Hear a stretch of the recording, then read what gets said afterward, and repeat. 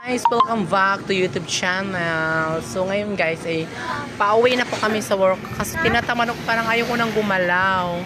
Yes. Dahil malapit na kasi akong ririglahin. Yes guys. So ngayon parang ayoko nang manahi guys. So, ang gagawin ko na po mag-video kasi malapit na po kaming aalis. Ay malapit na po kami kasi 6 ang alis ang awas namin. Itong mga buaya nandito na naipalalo na sa harapan ko. Ito guys, sa pakabuaya to. Yes, pero maging mother-in-law ko to siya in the future.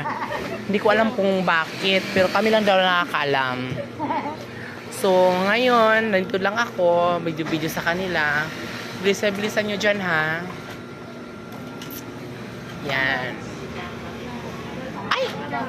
O, ito din, guys. O, sa likod ko, o. Chika-chika na lang kami. Kasi nakakuta na kasi kami. Yes. Pagod na kami. Pagod na ang lola nyo. Kasi guys, hindi ko alam, kabuwanan ko pa na pala ngayon. May regla na kasi ako. Kaya tinamad po akong magkilos kasi hindi ko na alam. Pag-ihi ko kanina, parang may nadat. Ay! April 6, April 5 pa lang ngayon. Ito pa lang aking regla for today's video. Oh, wag kang tumingi. Ito pa tong ano na to. Wow, feeling maganda. Naka-blush on pang lola. Wow. Oh, ang ganda nyo, oh. Oh, ito pa guys, oh, yan. Oh, kung sino pong gusto nyo mag-mine lang po kayo niyan, virgin pa yan. Oo. Ano na yan siya, guys? Byuda siya. Mga ilang taon ka ng byuda? 6 years? 10 years? Ha? 3 years pa. So, ngayon, tigang na po siya, guys. So, pwede na po siyang pasukan. Oh. Virgin na. Kasi yung kanyang flower na lumalanta na siya, kailangan ng diligan. So naghahanap po siya. Kung sino lang pong gustong dumilig, punta lang po ka dito sa Valencia Apparel. Yes.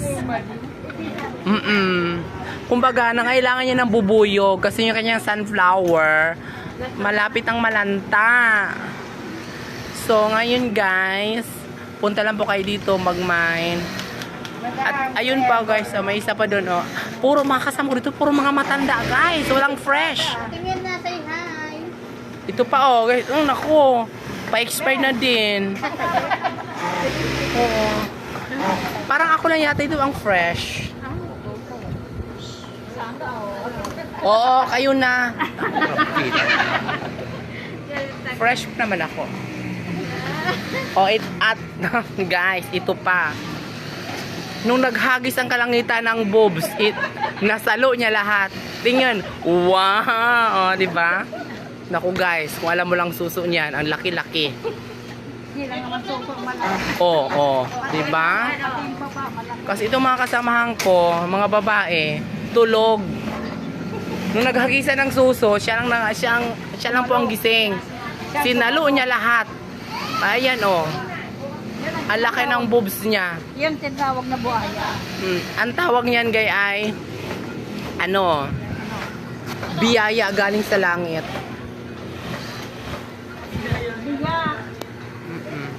Or galing sa impyerno. So, ngayon lang po, guys. Kasi malapit na kaming uwi. So, thank you for watching. Don't forget to subscribe my YouTube channel. Bye! Huh? Thank you so much.